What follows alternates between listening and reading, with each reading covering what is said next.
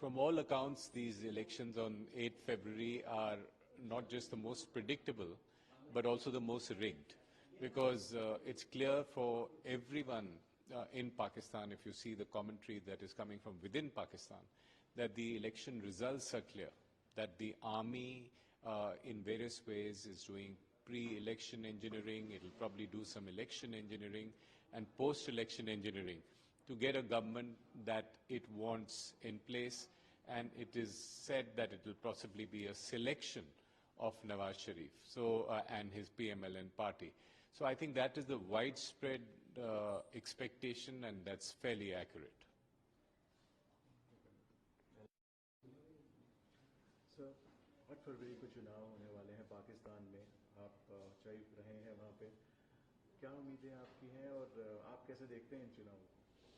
जो 8 फरवरी को होने वाला है वो इलेक्शन कम और सिलेक्शन ज़्यादा लग रहा है, क्योंकि जो पाकिस्तान की फ़ौज है उसने कई दिनों से ये साफ कर दिया है कि इलेक्शन में क्या परिणाम चाह रहे हैं, और वो चाह रहे हैं कि नवाज शरीफ का सिलेक्शन हो।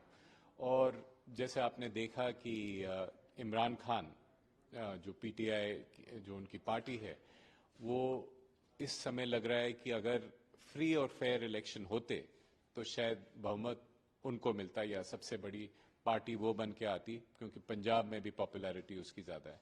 मगर इमरान खान साहब जेल में हैं और कहा जा रहा है कि उनका न केवल बल्ला छीन लिया गया है, मगर उनको 3 बार क्लीन बोल कर दिया गया है। 3 आरोप लगे हैं और 3 केसेस में सेंटेंसिंग भी हो गई है।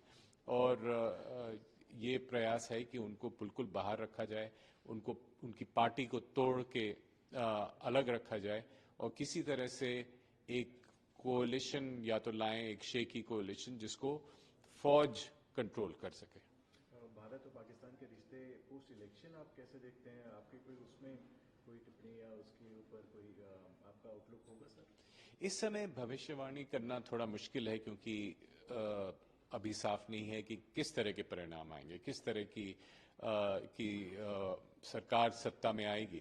मगर कुछ हमारा होप है, कुछ आशा है कि एक बार सिविलियन सरकार जब आई पाकिस्तान में, तो उसका भी प्रयास रहेगा कि रिश्ते सुधारे और भारत के साथ भी सुधारे।